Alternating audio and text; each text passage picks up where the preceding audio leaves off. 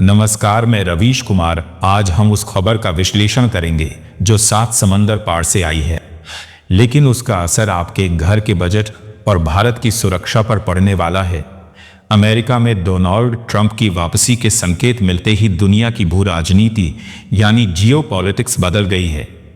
Trump ने सीधा वार किया है ईरान पर। उन्होंने साफ कह दिया है कि अगर परमाणु कार्यक्रम की तरफ कदम भी बढ़ाया तो अंजाम बहुत बुरा होगा। यानी ट्रंप ने युद्ध का बिगुल फूंक दिया है। ट्रंप ने हमास को भी अल्टीमेटम दे दिया है, हथियार छोड़ दो वरना मिटा दिए जाओगे। अब आप सोचिए, क्या एक शक्तिशाली नेता का ऐसा होना जरूरी नहीं है जो आतंकवाद और परमाणु खतरों के सामने डंके की चोट पर बात करे? ट्रंप का यह अंदाज उनके समर्थकों को अमजबूत नेतृत्व लगता है, लेकिन विरोधियों को यह विश्व शांति के लिए खतरा नजर आता है। आज हम इसका विश्लेषण एक देशभक्त भारतीय के नजरिए से करेंगे।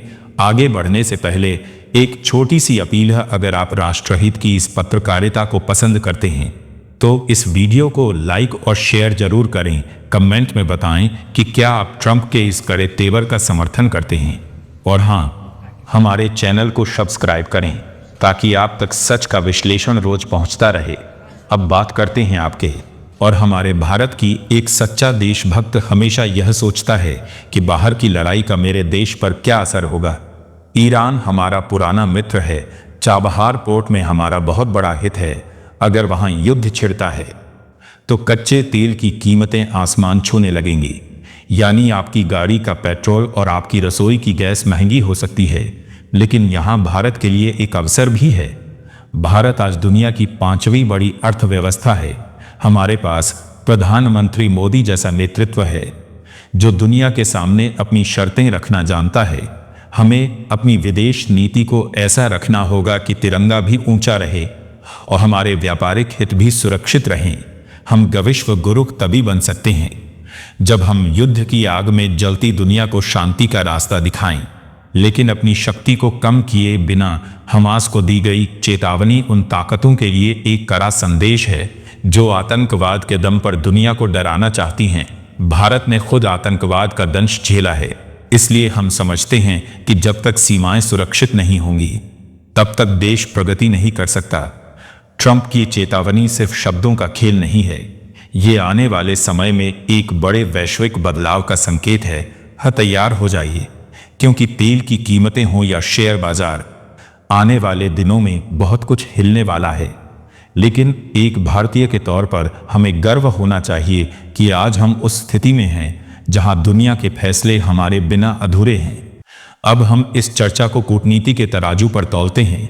भारत की विदेश नीति हमेशा से एक ऐसी पगडंडी पर चली है जहां संतुलन ही सबसे बड़ा कौशल रहा है। पंडित नेहरू के दौर से लेकर प्रधानमंत्री मोदी के काल तक हमने गुटनिरपेक्षता के उस मंत्र को पकड़ा है जो हमें किसी भी गुट का पिछला गुनने से रोकता है। लेकिन आज जब ट्रंप साहब ईरान को ललकार रहे हैं तो भारत के सामने चुनौती बहुत बड़ी है। वो एक तरफ हमारे सामरिक हित अमेरिका से बंधे हैं तो दूसरी तरफ हमारी ऊर्जा की ज़रूरतें और चाबहार जैसे रणनीतिक प्रोजेक्ट्स ईरान के साथ जुड़े हैं। एक सजग नागरिक और देशभक्त होने के नाते हमें यह समझना होगा कि अंतर्राष्ट्रीय राजनीति में न कोई स्थायी दुश्मन होता है और न ही कोई स्थायी दोस्त। यहाँ सिर्फ और देश के हित स्थायी होते हैं। जब ट्रंप हमास को हथियार डालने को कहते हैं तो वो एक तरफा शांति की बात कर रहे हैं, लेकिन क्या सालों की नफरत और मलबे के ढेरों पर सिर्फ एक चेतावनी से शांति आ जाएगी? इतिहास गवाह है कि जब जब दुनिया में किसी गबड़े भाई ने अपनी धौंस जमाई है तब तब प्रतिरोध की नई और खतरनाक लहरें उठी हैं। भारत को यहाँ उस बड़े भाई की भूमिका निभानी होगी। तो सबको साथ लेकर चले। हमें बुद्ध और गांधी के अहिंसा के संदेश को वैश्विक मंच पर फिर से जीवित करना होगा। अब बात करते हैं आपके और हमारे आर्थिक मोर्चे की। मिडिल ईस्ट की इस अस्थिरता का सीधा मतलब है भारत के लिए करंट अकाउंट डेफिसिट का बढ़ना। आप इसे आसान भाषा में समझिए, अगर ईरान पर कड़े प्रतिबंध लगते हैं तो हमें रूस या दूसरे देशों से महंगे दाम पर तेल खरीदना पड़ेगा। इसका सीधा असर भारत के इंफ्रास्ट्रक्चर और जनज्ञान की योजनाओं पर पड़ सकता है, यानी जो पैसा स्कूल और अस्पताल बनाने में लग सकता था आयात में चला जाएगा। देशभक्ति केवल सीमा पर खड़े होने में नहीं है।